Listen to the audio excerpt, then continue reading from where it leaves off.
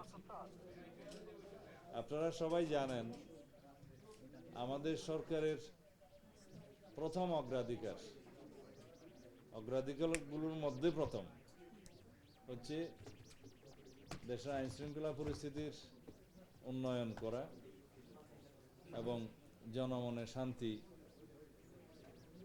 প্রদান, স্বস্তি প্রদান করা। আর জনপ্রত্যাশা অনুযায়ী আইন শৃঙ্খলা বাহিনীগুলোকে জনগণের বন্ধুত্বে পরিণত করা। সেই লক্ষ্যে কয়েকটা সিদ্ধান্ত আজকে গ্রহণ করেছি আমরা। একটা হচ্ছে বিগত ফ্যাসিবাদী সরকারের সময়ে যে সমস্ত আগ্নেয়াস্ত্রের লাইসেন্স ইস্যু করা হয়েছে, সেই আগ্নেয়াস্ত্রের লাইসেন্সগুলো আমরা আবার ভেরিফিকেশন করব, এটা যথাযথ হয়েছে কিনা, এবং সেই লাইসেন্সের মাধ্যমে প্রায় সব লাইসেন্সের অধীনে হয়তো অস্ত্র ক্রয় করা হয়েছে। এমনও আছে কিছু কিছু লাইসেন্সই আছে হয়তো অস্ত্র ক্রয় করেনি, সেরকম সংখ্যা কিছু থাকতে পারে। তা আমরা আশা করি এই কাজটা আমরা খুব দ্রুততার সাথে করতে পারবো, কারণ এই লাইসেন্সদারি কারা এবং তাদেরকে যথাযথ প্রক্রিয়া মেনে লাইসেন্স দেয়া হয়েছে কিনা, তারা লাইসেন্স পাওয়ার উপযুক্ত কিনা আইন অনুসারে, সেগুলো সবই যাচাই বাছাই করা হবে। এবং এটা স্ক্রুটিনি করার পরে আমরা সেই লাইসেন্স কি পরিমাণ লাইসেন্স যোগ্যতা আছে তাদের লাইসেন্স বহাল রাখার, সেই পরিমাণে আমরা বহাল রাখবো। আর যেগুলো দেখা যাবে পরীক্ষা নিরীক্ষা করে যে তাদের লাইসেন্স দেওয়াটা ঠিক হয় নাই, যথাযথ প্রক্রিয়া অনুসরণ করে নাই, রাজনৈতিক উদ্দেশ্যে বা বিভিন্ন অপরাধমূলক কর্মকাণ্ড করার উদ্দেশ্যে হয়তো অন্যভাবে তারা লাইসেন্স পেয়েছে রাজনৈতিক বিবেচনায়, সেই বিবেচনায় যারা পেয়েছে সেগুলো বাতিল করা হবে এবং একই সাথে সেই লাইসেন্সের অধীনে অস্ত্র থাকলে সেটাও বাজেয়াপ্ত হবে, অ্যামুনিশন সহ। আর সেটা আমরা আজকেই সার্কুলার ইস্যু করব, জেলা পর্যায়ে যাবে, সমস্ত পর্যায়ে যাবে। এইটা এখনো আমরা নির্ধারণ করতে আমরা মন্ত্রণালয়কে নির্দেশ দিয়েছি। এগুলা কতগুলো লাইসেন্স আছে, লাইসেন্সধারী অস্ত্র কত আছে, কত জমা হয়েছে।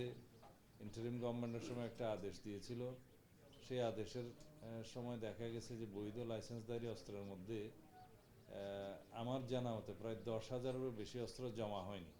তো এটা আইনানুগভাবে অবৈধ হয়ে গিয়েছে, সেগুলো উদ্ধারের ব্যবস্থা করতে হবে এবং সেই ব্যাপারে মামলাও করা যেতে পারে।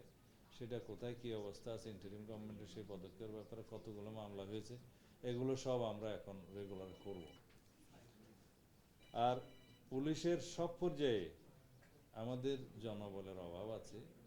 এখন আপাতত ইমিডিয়েটলি আমরা 2,701 জন কনস্টেবলের পদ খালি আছে, সেটা জরুরি ভিত্তিতে নিয়োগের জন্য আগের বিদ্যমান প্রক্রিয়ায়, হ্যাঁ 2,701, সেটা আমরা নির্দেশ দিয়েছি, সেটা শুরু হবে।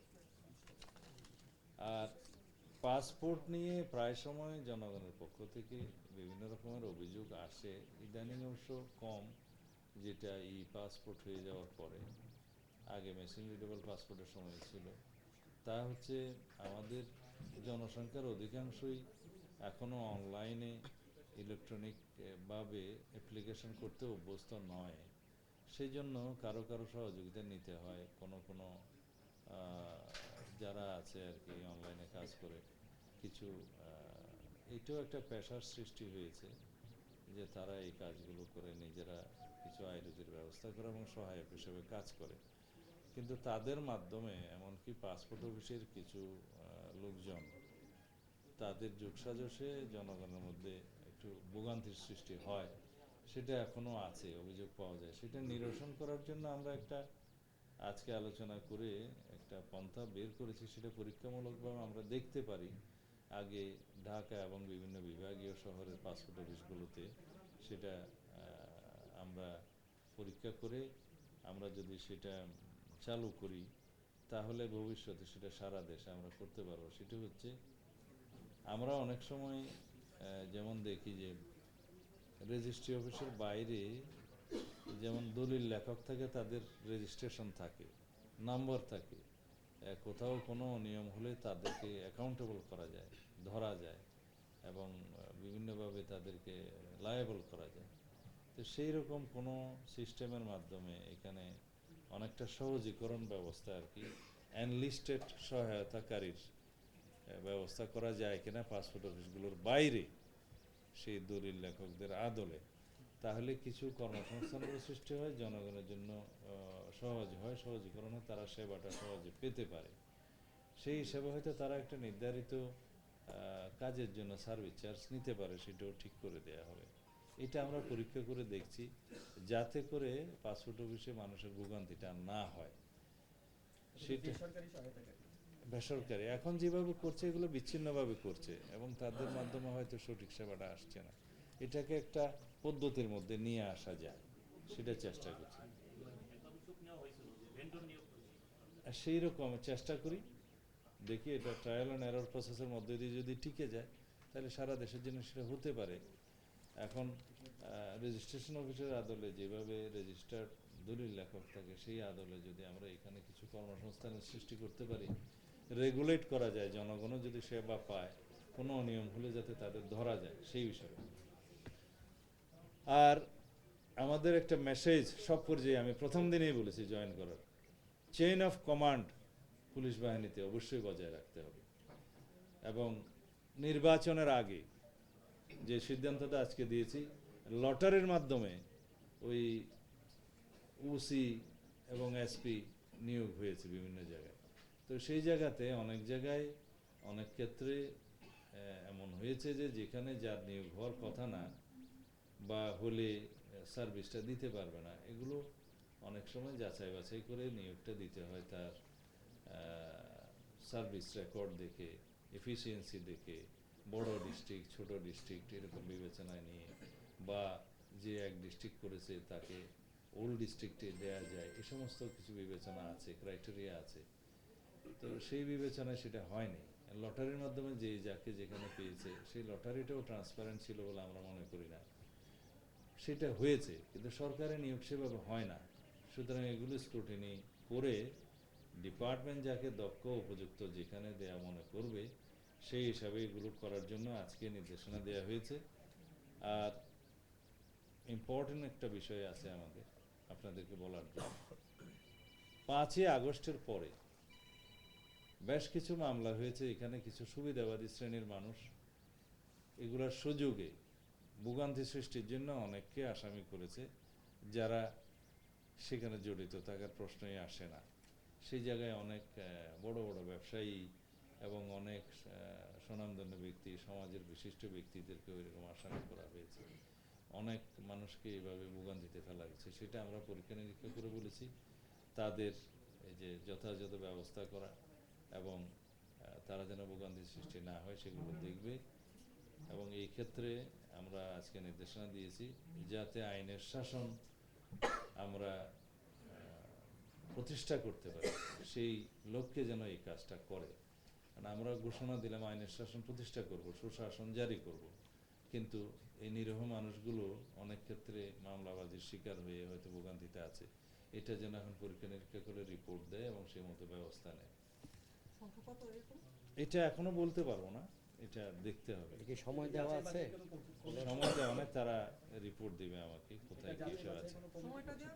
না, এটা যাচাই বাছাইয়ের কমিটি করার দরকার নাই, এটা পুলিশের কাজ, তারাই করে।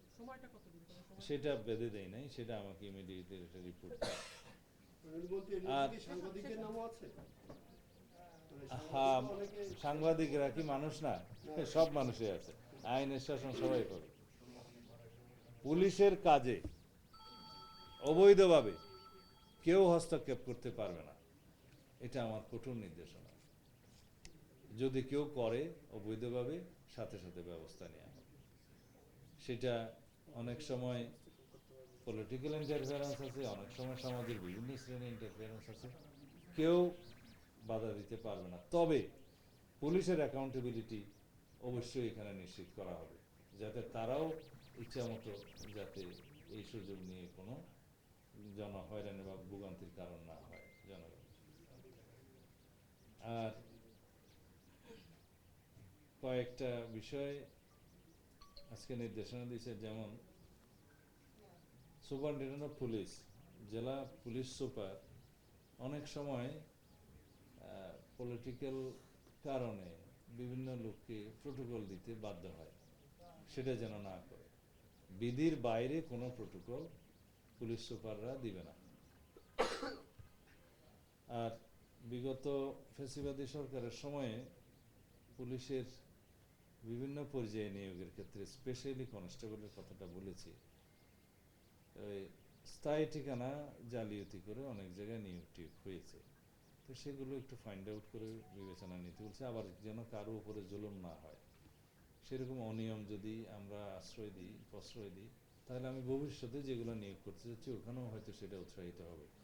সেই লক্ষ্যেই যাতে ভবিষ্যৎ নিয়োগের ক্ষেত্রে এরকম নাম ঠিকানা জালিয়াতি কেউ না করতে পারে, সেজন্য বিগত সময়ে যে সমস্ত নিয়োগটা হয়েছে এর মধ্যে এরকম কোনো ঘটনা আছে কিনা যেগুলো অনেক সময় মিডিয়ার মাধ্যমে নজরে এসেছিল, সেগুলো ফাইন্ড আউট করার জন্য পুলিশ কর্তৃপক্ষকে নির্দেশনা দেওয়া হয়েছে। আজকে এটুকুই। তো